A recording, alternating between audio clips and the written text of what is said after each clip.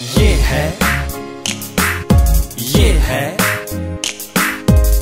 है rising city, ये है राइजिंग सिटी। नाम है इसका जोधपुर, जोधपुर, जोधपुर, जोधपुर। हर बात निराली यहाँ, लोग निराले यहाँ। हर बात निराली यहाँ, लोग निराले यहाँ।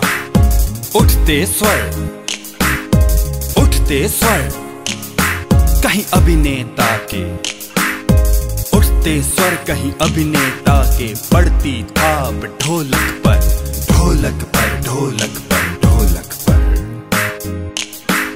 थिरकते पांव जब बिन घुंघरू के, तो नाचता पूरा शहर, थिरकता पूरा शहर। बांसुरी की मीठी तान से, बांसुरी की मीठी तान से ज्यादा मीठी मुस्कान यहाँ की। कहती सबसे एक ही बात, एक ही बात। आवो आवो सा, पधारो सा, घणे मान स्वागत। आओ सा, पधारो सा, पधारो सा, पधारो सा, घणे मान स्वागत। ये है राइजिंग सिटी, ये है राइजिंग सिटी। हेलो दोस्तों, हमारे हिंदुस्तान की अदब का एक आसमान है, और अदब के इस आसमान में हमारे कला की कद्र है, अदब की कद्र है, साहित्य की कद्र है, गजल की कद्र है, पोइट्री की कद्र है। और यही कद्र जो हमारी सोसाइटी में बनी रहे, यही हमारे राइजिंग सिटी प्रोग्राम का मकसद है। और रफ्ता रफ्ता हम इस मकसद की तरफ लगातार आगे, मुसलसल आगे बढ़ते जा रहे हैं। और इस सफलता के पीछे, इस सफलता के पीछे हमारे राइजिंग सिटी में आने वाले वो राइजिंग स्टार हैं, जिनकी चमक न केवल देश में बल्कि दुनिया में अपने हुनर से रोशन कर रही है इस जोधपुर की नगरी को। दोस्तों, आज हमारे बीच एक अदब की एक ऐसी शख्सियत हमारे साथ हैं, जो मुसलसल कई सालों से, गुज़श्ता कई सालों से अपनी शायरी और शायरी से ज़्यादा अपनी शख्सियत की रोशनी से इस आसमान को जगमगा रही हैं। अगर हम बात करें उन लफ्ज़ों में कि मैं कोई खुशबू हूँ, मैं खुशबू हूँ, मुझे महसूस किया जाए, मैं कोई शोर नहीं हूँ जिसे केवल सुना जाए। दोस्तों, कुछ ऐसी ही शख्सियत की धनी हैं हमारे साथ आज, जिन्हें देश और दुनिया रेणु वर्मा के नाम से जानता है, जिन्होंने कई सालों से अपनी शायरी में पिरोया है देश का, समाज का और रोमांस के साथ साथ देश को, समाज को तोड़ने वाली उन ताकतों को बड़ी बारीकी से अपने गज़ल में पिरोया है। और इसके साथ साथ उन्होंने गज़ल में वो पिरोया है कि जो साहस करना बड़ा मुश्किल है, लेकिन उन्होंने बड़ी आसानी से तोड़ने वाली जो चीज़ें हैं उसे बड़ी आसानी से गज़ल में पिरोया है।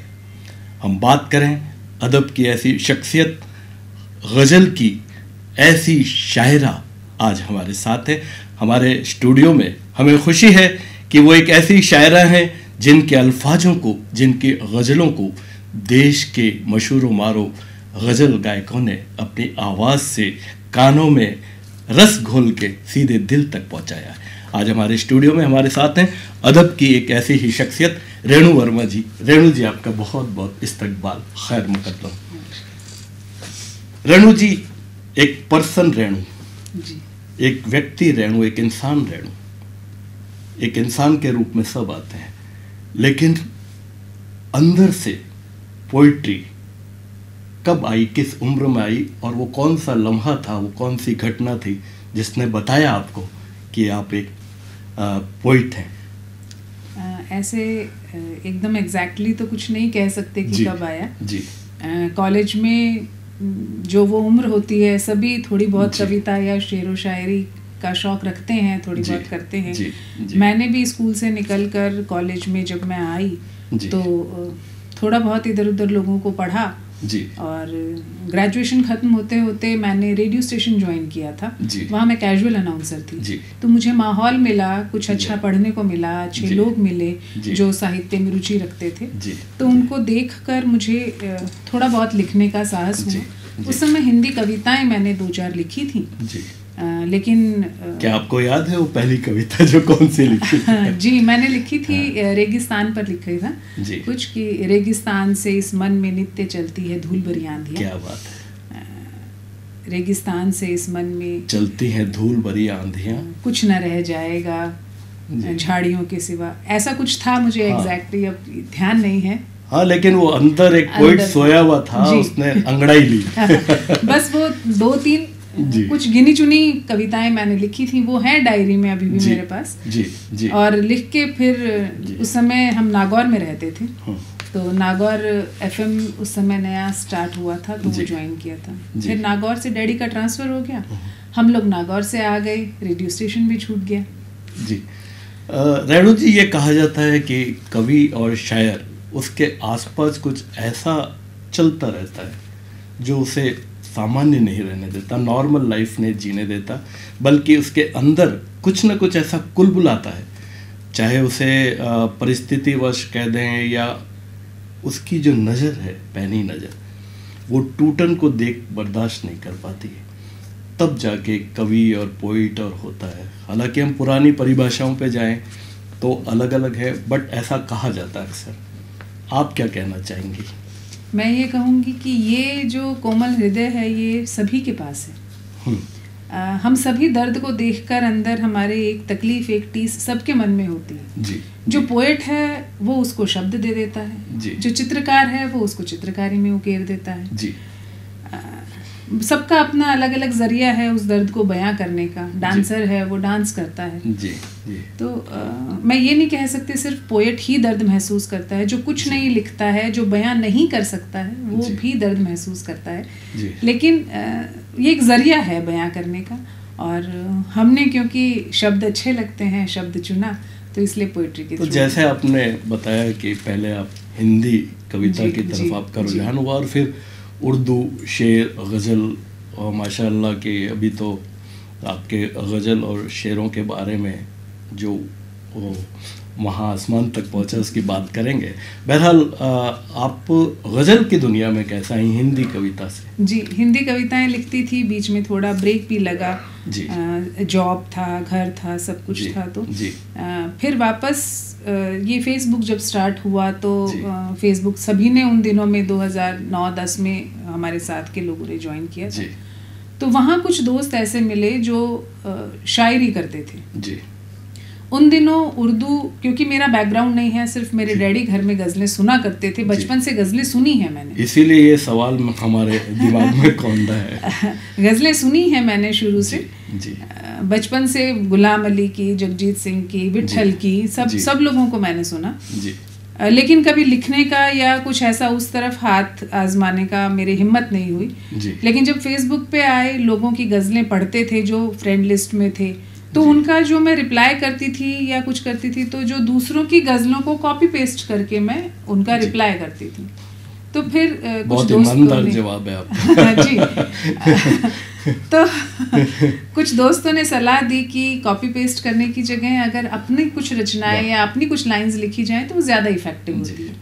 उस तरह से फिर ये वो तो डेस्टिनी आसपास कुछ करवाती है। जी जी, कुछ लोग इस तरह से जुड़े हैं मेरे साथ कि जो सभी शायद गज़लें लिखने वाले थे। जी। तो उन लोगों से राब्ता हुआ, बातचीत हुई, फिर लिखती थी तो उसमें बहुत गलतियां होती थी। जी। फिर वो बताते थे कि इसको इस तरह से करेंगे तो फिर उसको हम शेर कहेंगे, ये अभी आपके शेर नहीं है, इसमें ये मिस्टेक्स हैं। जी। इस्लाह वाला तो नहीं था उस वक्त तक, क्योंकि वो तो उस्ताद मेरे तब तक नहीं बने थे। जी। तो बस ऐसे ही दोस्तों का थोड़ा बहुत सजेशंस हुआ करते थे। तो इस तरह से करके टूटा फूटा कुछ लिखना। पहली आपको याद है कोई गज़ल, वो ज़रूर सुनाइए हमारे दर्शकों को। पहली जो गज़ल थी वो थी कोई बात नहीं, अगर पहली याद नहीं हो तो कोई भी मैच्योर गजल। उसका एक शेर मुझे याद आ रहा है, करते हैं ना फरमानिया इस उम्र के, कुछ इस तरह से था। मतलब ये जो आज का युवा है और लोग हैं वो था, और वो बिल्कुल बेबहर की गजल थी, नहीं वो तो कहीं लिख के रखी हुई है। शुरू में ऐसा ही होता है जी। तो आपकी ये लगातार जो प्रोग्रेस हुई गजल की दुनिया में, और आपको लगा कि अब मैं एक मुकम्मल गजलकार हूँ, वो कौन सी गजल थी, या उसके आसपास, जरूरी नहीं वो पहली गजल, उसके आसपास कोई गजल सुनाई? 2010-11 के बाद मुझे मेरे उस्ताद सैयद ज़ियालवी साहब मिले, नोएडा में रहते हैं जी, और उनसे मिलने के बाद उन्होंने मुझे कहा कि आपके पास थॉट अच्छा है और आप कर सकती हैं, तो आप इसको अगर थोड़ा सा गज़ल का जो एक स्ट्रक्चर होता है, जो तरीका होता है, अगर आप वो सीख लें तो आप काफ़ी अच्छा कर सकती हैं। तो उन्होंने मुझे बताया ये रदीफ है, ये काफिया है, ये बहर है, इसको मीटर में किस तरह से लिखते हैं, वो जो पूरा उसका स्ट्रक्चर है, ग्रामर है, वो उन्होंने मुझे सिखाया। और फिर जो गज़लें लिखी मैंने उन्हीं के गाइडेंस में, तो उसमें से एक मैं आपको बताती हूँ जो आज भी बहुत लोग पसंद करते हैं। फूल ही से पता करे कोई, फूल ही से पता करे कोई, कैसे खुशबू लिखा करे कोई, क्या बात है। ले गया वो उड़ा के बादल को, ले गया वो उड़ा के बादल को, ऐसे गम को हवा करे कोई। क्या बात है। तो ये 2 शेर मैंने अभी आपको सुनाए हैं, ये पूरी गजल है। चलिए, आपकी कोई फ्रेंड है श्री गंगानगर से, और खुद पोइट भी है बहुत अच्छी, रितु जी हमारे साथ जुड़ गई हैं। रितु जी, आपका बहुत बहुत स्वागत है, और रेणु जी हमारे साथ हैं, और आपने उनका सफ़र नज़दीक से देखा ही है, क्या कहना चाहेंगी? नमस्कार दोस्तों। गज़ल की दुनिया में पुरुषों की बजाय महिलाओं का दखल थोड़ा कम है। महिलाएं जब इस क्षेत्र में सफलता हासिल करती हैं बहुत अच्छा लगता है, और रेणु जी भी ऐसी ही एक शख्सियत है। मैं उनकी एक गज़ल सुनाना चाहूँगी, छोटी और आसान। दिल के दरवाजे पर नज़र रखिए, कौन आता है खबर रखिए, पाँव बिल्कुल नहीं जलेंगे फिर, धूप के सामने शजर रखिए, शजर पेड़। दूसरे काम भी ज़रूरी हैं, अपने साए की भी खबर रखिए, रोशनी बांटते हैं तारे वहाँ, आसमानों पे भी नज़र रखिए। और ये शेर बतौर ख़ास, कुछ चरागों को रखिए चौखट पर, और कुछ दिल की ताक पर रखिए, ये फिसल जाएगा किसी भी जगह, ये फिसल जाएगा किसी भी जगह, दिल को थोड़ा थाम कर रखिए। शुक्रिया। थैंक यू रितु जी। रेणु जी, आपने रोमांस को ही एक सब्जेक्ट नहीं बनाया, बल्कि रोमांस तो ज़रूरी है ज़िंदगी में, लेकिन उसके साथ साथ जो समाज को तोड़ता है, और बहुत सी ऐसी बातें हैं कि जो एक गज़लकार को या एक शायर को या एक पोइट को बहुत मैच्योर बनाती हैं। आपने एक सवाल किया है अपने शेर में, वही प्रश्न मेरे दिमाग में आया, किससे पूछूं भला बुरा क्या है, जिंदगी तेरा फलसफा क्या है। ये सवाल बहुत कुछ अंदर से तोड़ता है, तब आता है। आपके शेर में ये सवाल अनायास तो नहीं आया, कुछ ना कुछ तो हुआ है। देखिए, जिंदगी के इतने वसंत देख चुके हैं जी, तो अप एंड डाउन्स तो सभी देखते हैं लाइफ के अंदर। बहुत कुछ ऐसा होता है जो हमारी इच्छाओं के हिसाब से नहीं होता है जी। तो कुछ लोग होते हैं वो बहुत ज़्यादा दिल को लगा लेते हैं बातों को जी, और कुछ ऐसे ही जाने देते हैं। तो जिंदगी है, बहुत कुछ होता रहता है, तो ऐसे ही चलती रहती है जिंदगी। आपका एक जानकारी हमारे पास है कि कैफियत नाम से आपने ऑडियो एल्बम और ई किताब भी शायद निकाली है, उस बारे में, वो सफ़र क्या रहा और वहाँ तक, उस सफ़र तक आप कैसे पहुँचे? जी, गज़लें मैंने लिखी तो काफ़ी गज़लें हो गई थी प्रैक्टिस करते करते भी, और कुछ मुझे बहुत ज़्यादा पसंद आई थी। जी। तो मेरी ये इच्छा थी कि ये जो गज़लें हैं ये मैं सिर्फ फेसबुक पे अगर मैं डालती हूँ या कुछ तो उसको लोग दूसरे भी कॉपी पेस्ट कर सकते हैं या कुछ। तो मेरे उस्ताद साहब ने होता है बोला कि आप इसको एक किताब की शक्ल में अगर दे देंगी तो ये आपका कॉपीराइट हो जाएगा। जी। तो मेरा इरादा यही था कि सिर्फ एक बार कि ये मेरा एक कॉपीराइट कर लूँ मैं, सिर्फ इसलिए मेरे दिमाग में था कि मैं इसको किताब की शक्ल में कैफियत के नाम से मैं मेरी गज़ल संग्रह जो है वो प्रकाशित करूं। और इस बहाने ऑटोमेटिक अच्छा काम हो गया। जी। वो भगवान आगे से आगे आपके लिए जैसे आप 2 कदम चलते हैं तो आगे आपके लिए रास्ते तैयार रहते हैं। इधर से आपको नहीं नजर आता कि आगे क्या कुछ सुंदर चीजें हैं। जी। तो ऐसे ही हुआ कि किताब छपवाने के लिए सोचा था, उसके अंदर भी करीब 1 साल लग गया सोचते हुए किस तरह की छपवाई जाए, कैसा करना है, क्या करना है। तो मेरा बोधि प्रकाशन से किताब आई है, माया मृग जी ने बहुत प्यारा उसका बुक कवर भी बनाया और बहुत प्यारी छापी है किताब मेरी। तो कैफियत के नाम से वो किताब आई। और जब ये प्रोसेस में थी तो सुमंत नागर जी एक हैं, वो जयपुर में हैं, सिंगर हैं, शौकिया ही गाना गाते हैं, वो प्रोफेशनल नहीं हैं। उन्होंने इच्छा जाहिर की कि मैं कुछ गज़लें आपकी गाना चाहता हूँ। तो मैंने कहा भी आप देख लीजिए, आपको जो इनमें से गज़लें अच्छी लगती हैं वो आप गा लीजिए। तो कानपुर में उन्होंने अपने एक म्यूजिशियन दोस्त से बात करके और उसकी धुन वगैरह बनाई। 6 गज़लें उन्होंने पसंद की और मेरी बुक से ज़्यादा फास्ट काम करके उन्होंने वो ऑडियो एल्बम मेरी बुक आने से पहले लॉन्च कर लिया अपना। वो भी कैफियत के, क्योंकि उन्होंने बोला आपकी किताब का नाम कैफियत है और उसी की गज़लें हैं, तो मैं इस ऑडियो एल्बम का नाम भी कैफियत ही रखना चाहूँगी। सुनना चाहेंगे कोई भी गज़ल आपकी पसंद की जो उन्होंने गाई है या कैफियत से कोई गज़ल हमारे दर्शकों को ज़रूर सुनाइए। हाँ जी, हाँ जी। कैफियत ये है किताब जी। ये इसी में से ही उन्होंने गज़ल पसंद की थी जी। एक जो उन्होंने गाई थी वही गज़ल मैं आपको सुनाती हूँ।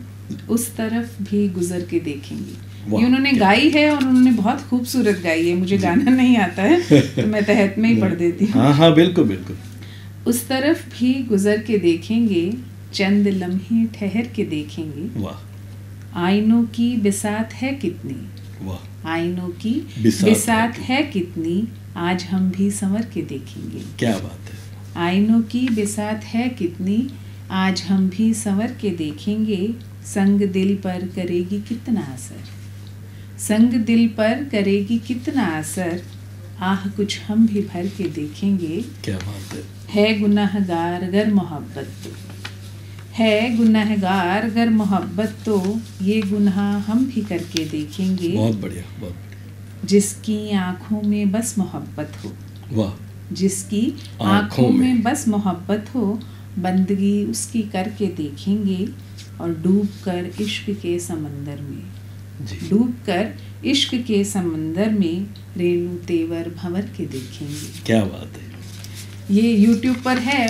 हाँ। 5-6 गज़ल जितनी भी हैं ये YouTube के ऊपर उन्होंने डाली हुई हैं, तो अगर सभी सुनना चाहें तो YouTube पे सुन जरूर जरूर। हम तो हमारे दर्शकों से रिक्वेस्ट करेंगे कि रेणु जी इतना बढ़िया लिख रही हैं, आप जरूर सुनिए उनको। का तू आईना देख ले, तुझसे कितना है ये राबता देख ले। ऐसे कई खूबसूरत और बेहतरीन अल्फाजों का गुलदस्ता कैफियत, रेणु वर्मा की कलम से।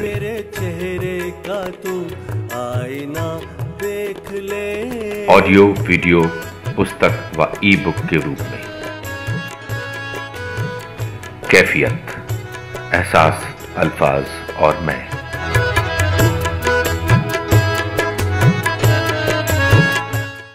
रेणु जी, अगर हम बात करें रेखता की, तो शायद उसका जो अर्थ है वो बेसिक अर्थ जो रेखता का है वो है बिखरा हुआ। और उसमें हिंदी, फारसी वगैरह वो तो सब आप को मैं क्या बताऊं। लेकिन रेखता का जब बेस ऐसा है जिसका नाम में ये बेस है, तो वो जो रेखता का सफ़र है आपका, वो वाकई आपको हिंदुस्तान ही नहीं, जोधपुर तो खैर बहुत पीछे है, हिंदुस्तान ही नहीं आपको इंटरनेशनल लेवल की गज़लकार बनाता है। रेखता का सफ़र कैसे, आपने वो पहला ट्रैक क्या था रेखता की तरफ आपका झुकाव हुआ? जी, जब मैंने देखा लोगों को, यूट्यूब पे लोगों को सुनती थी, उनको देखती थी जी, तो मुझे मालूम चला कि ये लोग एक ऐसा प्लेटफॉर्म है रेखता, जहाँ पर जाकर आप पढ़ते हैं, वहाँ पर सभी जितने भी नामचीन पोएट्स हैं, शायर हैं, वो सब आपको वहाँ पर मिलते हैं, आपसे बातचीत हो सकती है, उनको आप सुन सकते हो। और रेखता ऐसा मंच है जो आपको, अगर आप में काबिलियत है, आपका नाम नहीं भी है, आपके पीछे सपोर्ट नहीं भी है, तो भी वो आपको सपोर्ट करता है, वो आपको चांस देता है आगे आने के लिए। तो कुछ दोस्त मिले मुझे जो जानते थे रेखता के बारे में, तो उन्होंने मुझे बोला कि आप अगर यहाँ पर अप्लाई करेंगे, सैयद सर ने भी मुझे बताया कि अभी रेखता होने वाला है, अगर आपकी इच्छा है जाने की तो आप यहाँ पे बात कर सकते हैं। जी। तो नॉर्मली ऐसा होता है कि आपको एक शॉर्ट वीडियो बना के देना पड़ता है और रजिस्ट्रेशन करना पड़ता है, ऑडिशन टेस्ट होता है आपका, फिर आप तो मैंने वो ऑडिशन टेस्ट तो नहीं दिया था, लेकिन मेरा जाना हो गया, मेरा लक अच्छा था, सौभाग्य था मेरा कि मेरा वहाँ जाना हो गया। और सभी इंडिया के जितने भी बड़े पोएट्स थे, शायर जितने थे, सबसे मेरा मिलना हुआ, रेखता के मंच से मुझे पढ़ने का मौका मिला, तो वो मेरे लिए बहुत अच्छी यादों में से एक है। चलिए, रेखता में आपने क्या पढ़ा, आपको याद ही होगा, तो वो हम सुनना चाहेंगे। रेखता में यही सब छोटी छोटी, मैंने पूरी पूरी गज़लें नहीं पढ़ी, क्योंकि हमारे पास वहाँ पर रेखता में थोड़ा सा वक्त की पाबंदी होती है, तो उस हिसाब से पढ़ा था। एक उसमें मैंने गज़ल अपनी पढ़ी थी कि मोहब्बत में अगर जज्बा नहीं है। वाह, क्या बात है। मोहब्बत में अगर जज्बा नहीं है तो फिर क्यों मुझको वो भूला नहीं है। वाह, क्या बात है। जिसे छूकर हुई सूरजमुखी में, जिसे छूकर हुई सूरजमुखी में, वो कोई धूप का टुकड़ा नहीं है। क्या बात है। उसे सूरज कहा क्यों हर किसी ने। वाह। उसे सूरज कहा क्यों हर किसी ने, मुझे तो रोशनी देता नहीं है। क्या बात है। वाह वाह। तो इस तरह से अलग अलग कुछ थी, शेर और भी थे जो मैंने वहाँ पर पढ़े थे।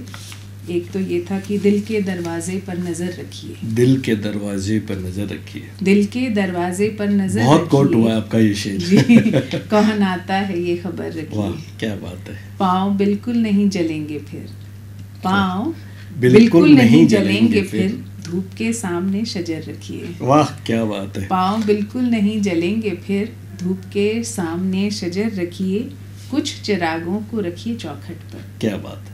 कुछ चिरागों को रखिए चौखट पर और कुछ दिल की ताक पर। शुक्रिया रेखता, और जोधपुर की तरफ से सबको खम्मा घड़ी। क्या बात। वाह। हर घड़ी सांस, हर घड़ी सांस, माजरा क्या है। हर घड़ी सांस, माजरा क्या है, जीत से मेरा राब्ता क्या है। बहुत अच्छा है, बहुत अच्छा है। हर घड़ी सांस, माजरा क्या है, जीत से मेरा राब्ता क्या है। तितलियां फूल या परी चेहरे। क्या बात है। तितलियां फूल या परी चेहरे, तितलियां फूल या परी चेहरे, ख्वाब में कोई देखता क्या है। बहुत अच्छा है, बहुत अच्छा है, बहुत अच्छा है। तितलियां फूल या परी चेहरे, क्या बात है। ख्वाब में कोई देखता क्या है। वाह। मुद्दतों हो गई सदा आए, मुद्दतों हो गई सदा आए, ए खंडर तुझ में गूंजता क्या है। क्या क्या है। एक खंडर तुझ में गूंजता क्या है। वाह वाह वाह। जब धड़कती नहीं है दीवारें, जब धड़कती नहीं है दीवारें, तो मकानों में टूटता क्या है। क्या बात है। शुक्रिया। मोहब्बत में अगर जज्बा नहीं है, मोहब्बत में अगर जज्बा नहीं है, मोहब्बत में अगर जज्बा नहीं है, तो फिर क्यों मुझको वो भूला नहीं है। क्या बात है, क्या बात है। वाह। मोहब्बत में अगर जज्बा नहीं है, तो फिर क्यों मुझको वो भूला नहीं है, जिसे छूकर हुई सूरजमुखी में। क्या बात है। वाह। जिसे छूकर हुई सूरजमुखी में, वो कोई धूप का टुकड़ा नहीं है। बहुत अच्छा है। जिसे छूकर हुई सूरजमुखी में वो कोई धूप का टुकड़ा नहीं है। कोई तो दस्तके देता है हरदम, कोई तो दस्तके देता है हरदम। तसव्वुर खुद बदन लेता नहीं है। उसे सूरज कहा क्यों हर किसी ने। क्या बात है, वाह। उसे सूरज कहा क्यों हर किसी ने। क्या बात। मुझे तो रोशनी देता नहीं है। शुक्रिया। उसे सूरज कहा क्यों हर किसी ने। मुझे तो रोशनी देता नहीं है।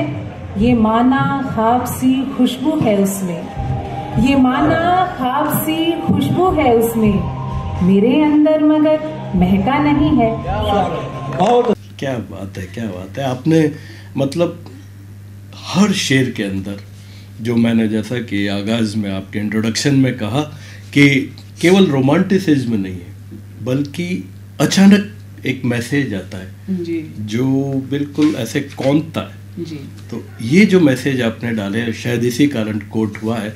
आपके एक सुषमा गुप्ता जी जुड़ गई हैं श्री गंगानगर से। सुषमा जी, आपका स्वागत। और रेणु जी के बारे में क्या कहना चाहेंगे?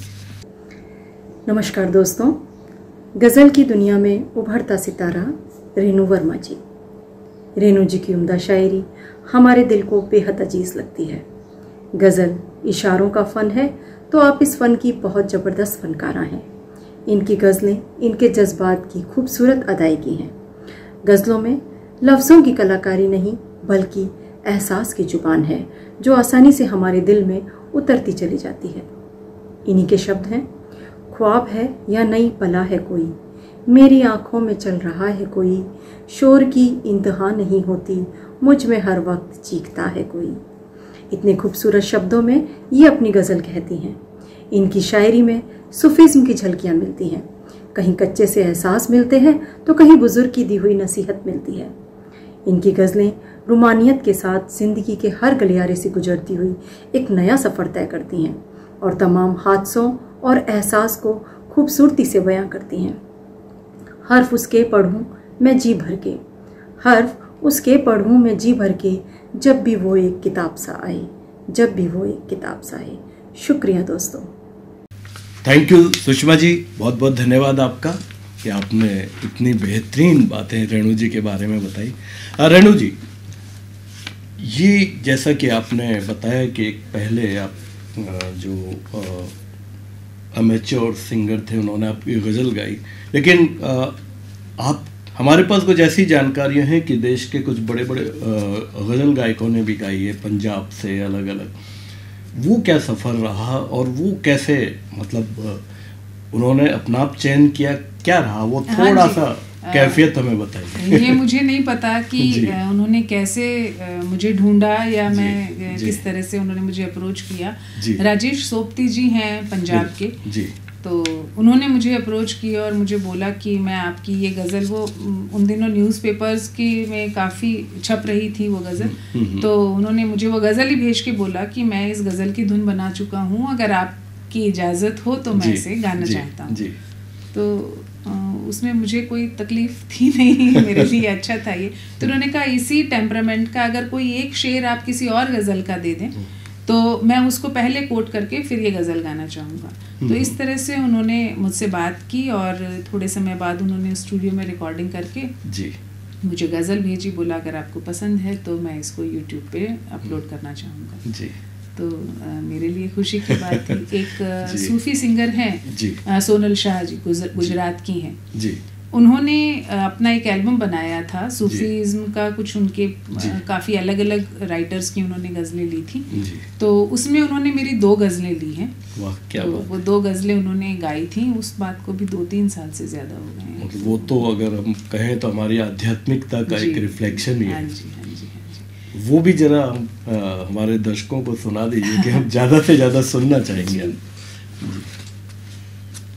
मेरा लम्हा लम्हा तुझ पर जो कभी निसार होता, दिल गम ज़दा को मेरी तभी कुछ करार होगा।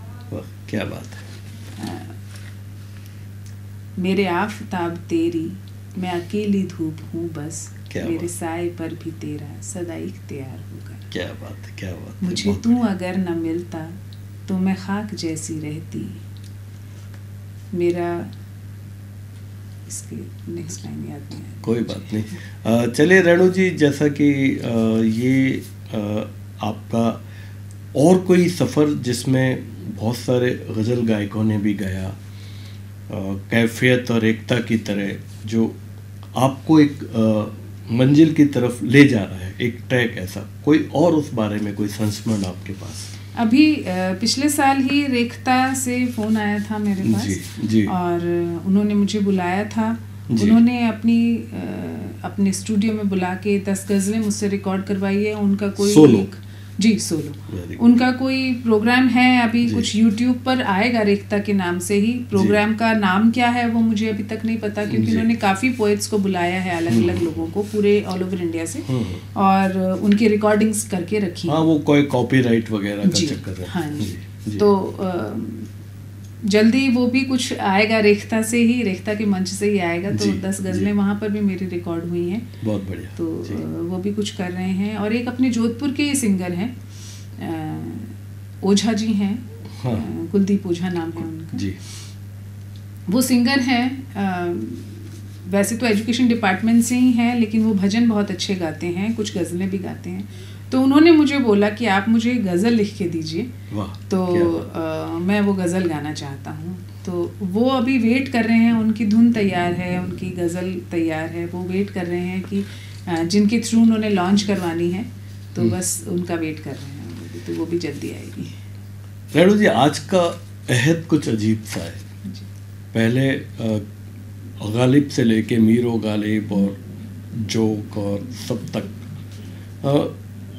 पढ़ा बहुत ज़्यादा था जी।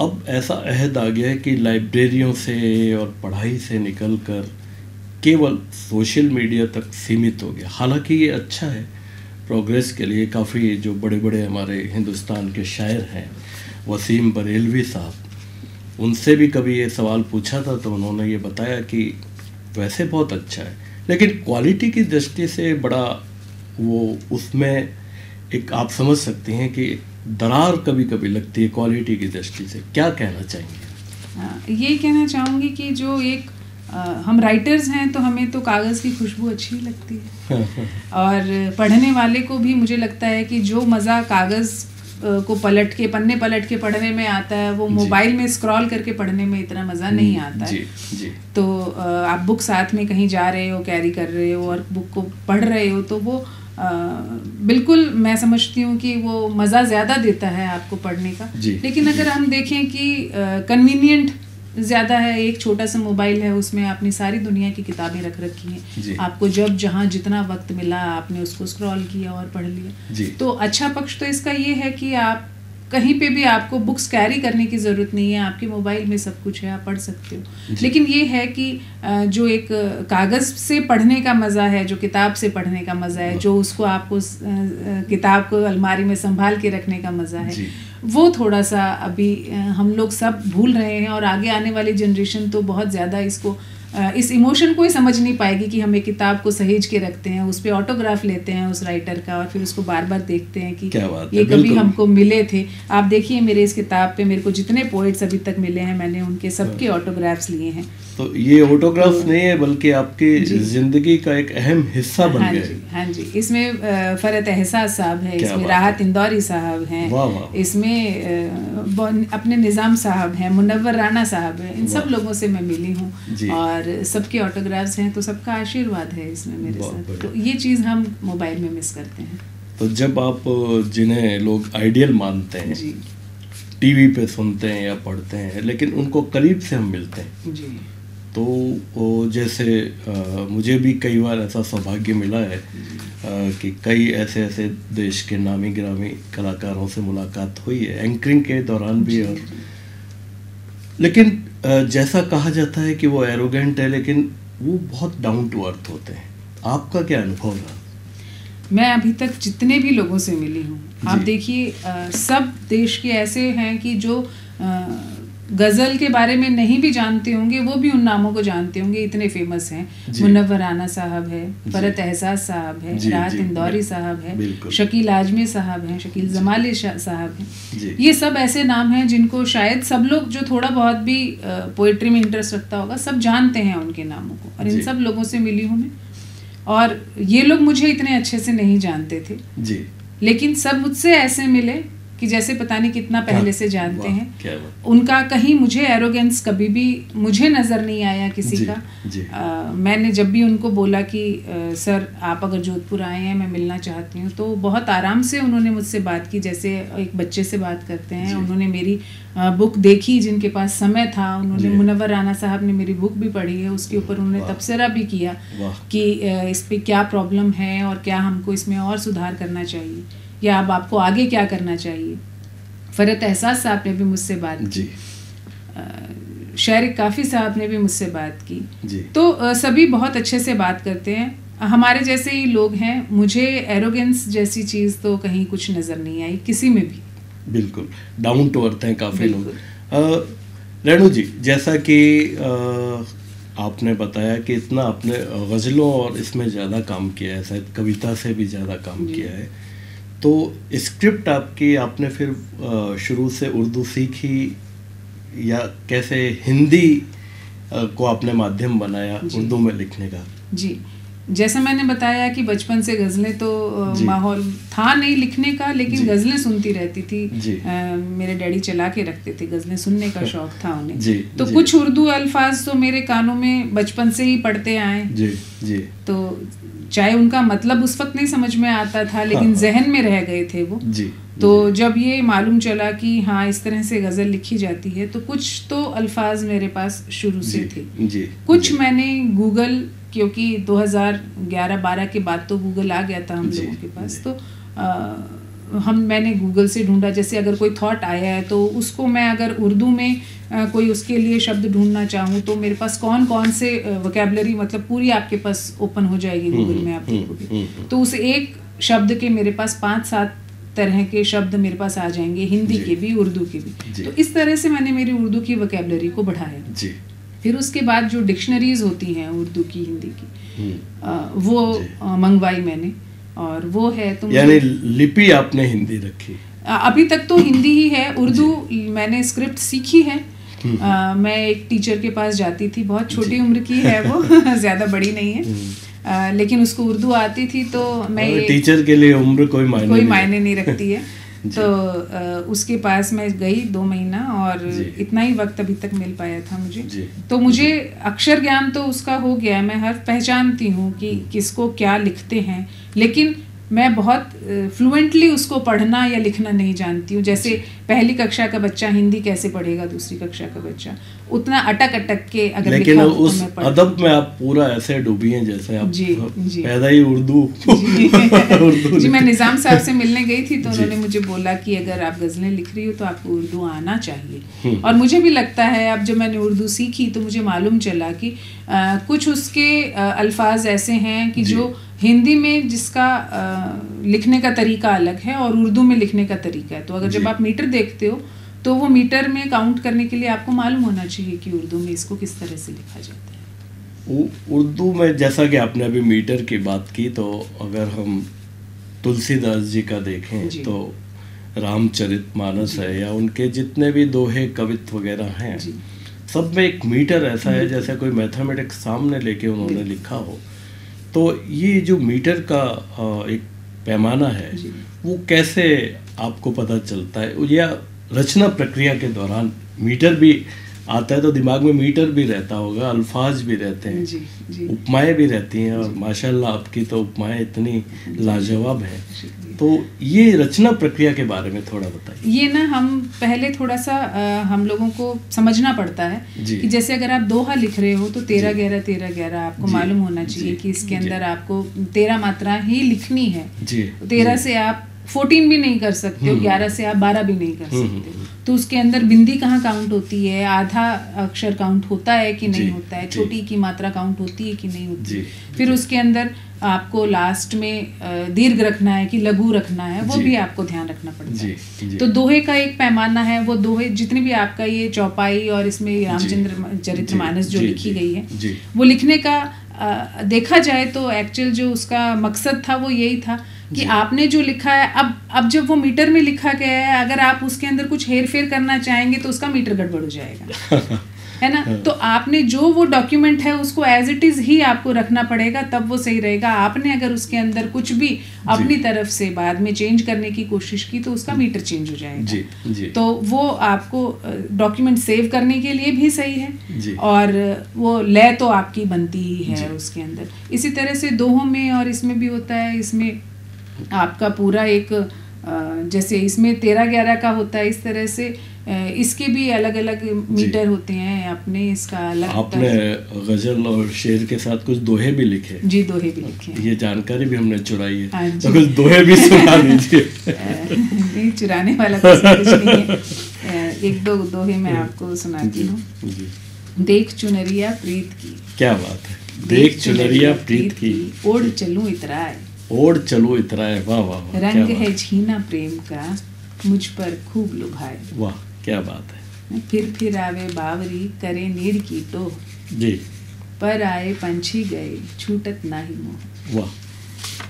तो ये 2-3 है। रेणु जी, आपके एक देश के बहुत बड़े आलोचक भी हैं जो आपसे बहुत क्लोज भी हैं, विजेंद्र जी, जो बीएसएफ में बहुत बड़े पद पर और फिलहाल कोलकाता में है, वो क्या कह रहे हैं? जहाँ तक रेणु वर्मा जी की शख्सियत का सवाल है, ये नाम साहित्य जगत के लिए नया नहीं है। पिछले 5-6 वर्षों में रेणु जी ने अपनी एक अलग पहचान अदब के इलाके में बनाई है। मेरा राब्ता भी इनसे पिछले 3-4 सालों से है। साहित्य की जो विधाएं हैं, जैसे गज़ल, नज़में और दोहे, अमूमन ये लिखती हैं और सोशल मीडिया पे बहुत छाई हुई भी हैं। बहुत से अखबारात में इनके गज़लें पढ़ने को मिलती हैं। मुझे ज़ाती तौर पर इनकी नज़मों ने बड़ा मुतासिर किया है, और इनकी पोइट्री की एक और अच्छी बात है कि ये पोइट्री के प्रति ईमानदार हैं। उसके बाद इनमें एक अजीब सी ज़िद है। अगर इन्हें यकीन होता है कि ये मेरा शेर अच्छा है, फिर मुझ जैसा कोई उसकी आलोचना करे तो ये उस ज़िद पे आ जाती हैं और ये मनवा के छोड़ती हैं कि ये शेर वाकई हुआ है। दूसरी एक और अच्छी बात कि घर के काम, अध्यापन का कार्य और उसके बाद भी पोइट्री के लिए वक्त निकालती हैं। इनका जो टाइम मैनेजमेंट है उसे मैं सलाम करता हूँ, और एक मशवरा भी इन्हें देता हूँ कि ये मानता हूँ कि सोशल मीडिया ने इन्हें बहुत कुछ दिया है, मगर ये जो उस पर वक्त ज़ाया करती हैं, अगर वो वक्त ये अपनी पोइट्री को दे तो इसमें अदब का बड़ा फ़ायदा है। दुनिया इनके शेर कोट करने लगी हैं, मैं इन्हें बधाई देता हूँ। बहुत से शेर इनके सोशल मीडिया पे पढ़े जा सकते हैं जो लोग कोट करते हैं। मेरा तो ये भी मानना है कि तशना कानपुरी ने कहा था कि एक भी शेर अगर हो जाए, एक भी शेर अगर हो जाए, अपने होने की खबर हो जाए। तो मैं इनके उज्जवल भविष्य की कामना करता हूँ। अदब को बहुत इम्कान इनसे है, इनका भविष्य उज्जवल हो। थैंक यू सर, विजेंद्र जी। रेणु जी, आपकी गज़लें यूट्यूब वगैरह पे बहुत लोकप्रिय हो रही हैं। उन गज़लों से काफ़ी शेर भी कोट किए गए, तो वो शेर तो हमने काफ़ी पढ़े हैं, लेकिन नज़मों के बारे में पहले तो गज़ल और नज़मों में क्या अंतर है? हमारे जो नए नए राइटर आए हैं उनको बताइए, और फिर आपकी एक दो नज़में हम सुनना चाहेंगे।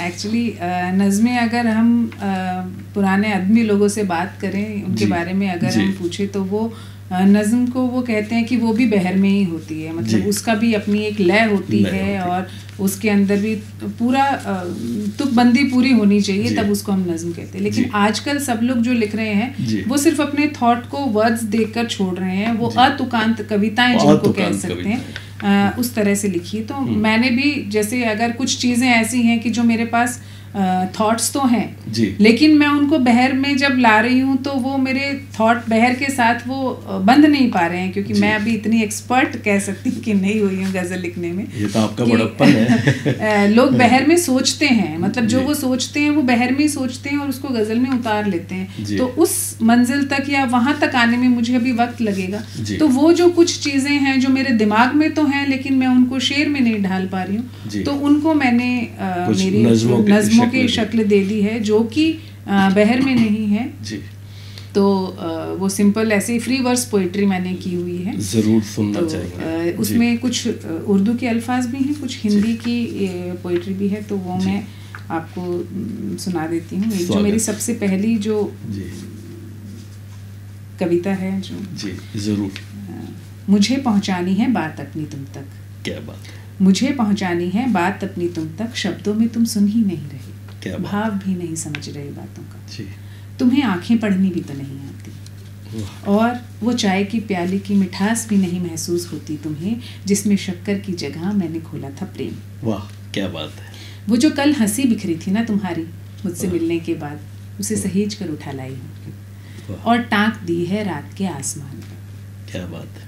अब देखो तो सही कैसे चांद के कांधे पर लहरा रहा है चांदनी का दुपट्टा, इसी चांदनी को बनाकर राग मेरा मौन तुम में गूंजना चाहता है। क्या बात है, क्या बात। पर तुम्हें गीत भी तो नहीं भाते, ये मन की बारिशें रूह की सौंधी महक से मंद मंद झरते मासूम शब्द मेरे पहुंचाना चाहते हैं बात अपनी तुम तक। क्या बात है, शुक्रिया। एक और है नज़्म में आपके स्वागत है।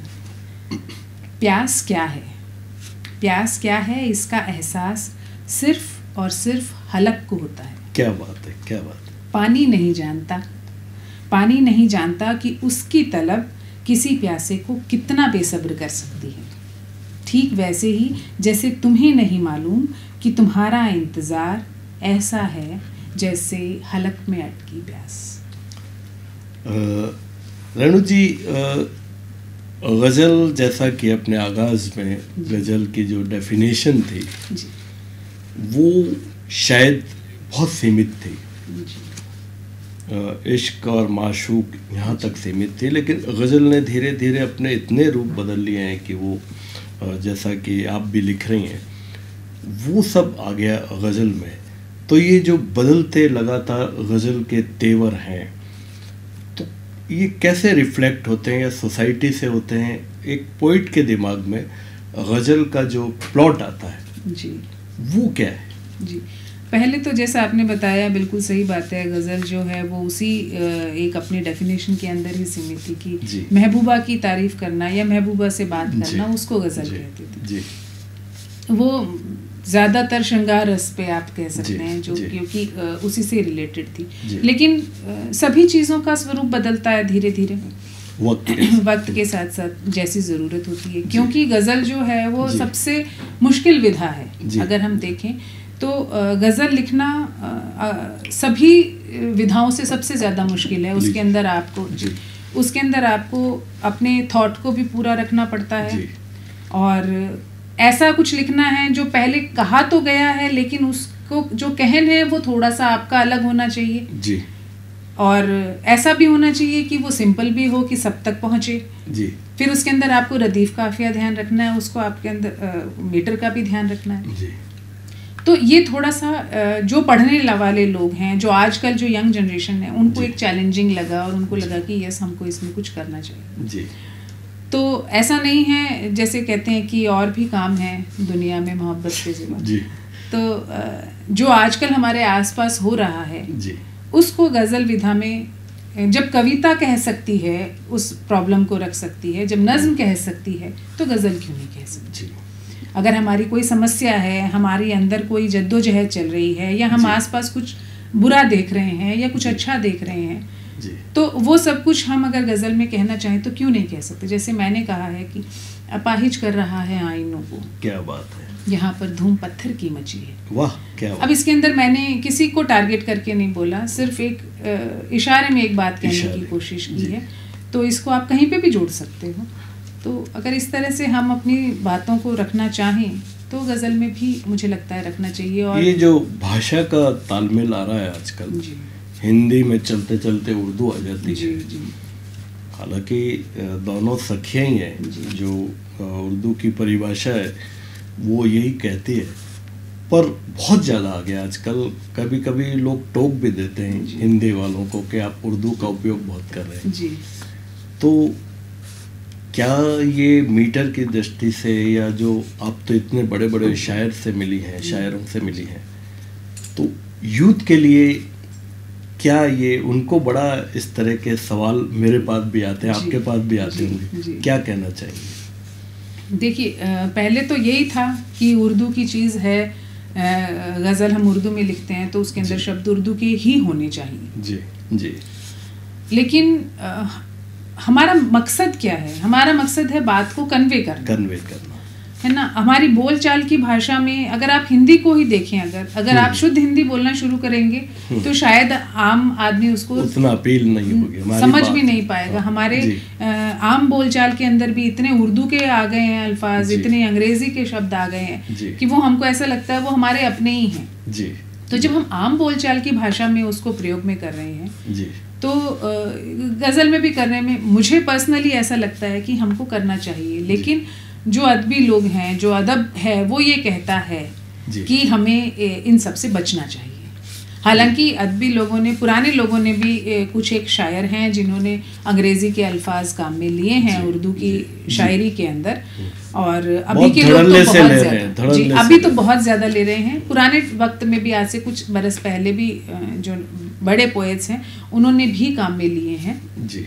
और अब तो बहुत ही ज़्यादा, जब से ये, और खाली अंग्रेजी ही नहीं, जो मोबाइल वाली जो आजकल भाषा आ गई है, block unblock, green signal, green tech, और ये सब कुछ भी शेर के अंदर आ गए। एक कहीं ऐसा होता है कि सहजता से अगर कोई शब्द उसके अंदर आ रहा है तो मुझे लगता है उसके अंदर कोई तकलीफ नहीं होनी चाहिए। लेकिन आप जबरदस्ती उसके अंदर घुसा के उसको बहुत अट्रैक्टिव बनाने के लिए, या ऐसा दिखाने के लिए कि हमने बहुत इसको इनोवेटिव करने की कोशिश की, जब आप, हमें ऐसा लगता है कि ये खटक रहा है जी, तब वो खराब लगता है। लेकिन अगर आपके सहज ही वो उसके अंदर आ रहा है तो मुझे नहीं लगता कि वो खराब होगा। क्या देखिए, एक हमारे जोधपुर के बहुत बेहतरीन कवि हैं और आपके फ्रेंड भी हैं, आकाश मिड्डा जी हमारे साथ जुड़ गए। आकाश जी, बहुत बहुत स्वागत है। क्या कहना चाहेंगे सर रेणु जी के बारे में? नमस्कार, आदाब। आज मेरी खुशकिस्मती है कि मैं बात करने जा रहा हूँ जोधपुर शहर की ही एक बेहतरीन शायरा रेणु वर्मा जी, जिनकी पुस्तक कैफियत, जो पहली पुस्तक आई और जिसको देश भर में एक मुकाम मिला, वो आई रेख्ता पर। और उनकी गज़लों नज़मों से गुज़रते हुए और उनसे वाकिफ़ होते हुए मुझे 7 से 8 बरस का जो समय हो गया है।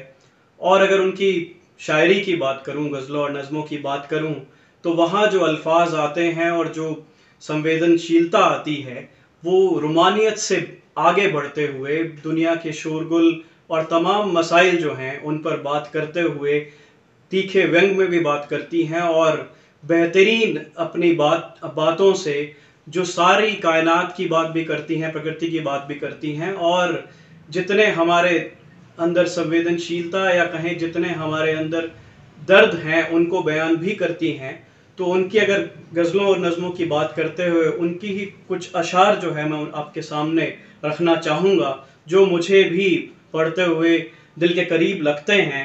और गज़ल की बात करते हुए जो वो कहती हैं कि आँख रोती है हंसती है महफिल, आँख रोती है हंसती है महफिल, क्या गज़ल में भी बेबसी कम है।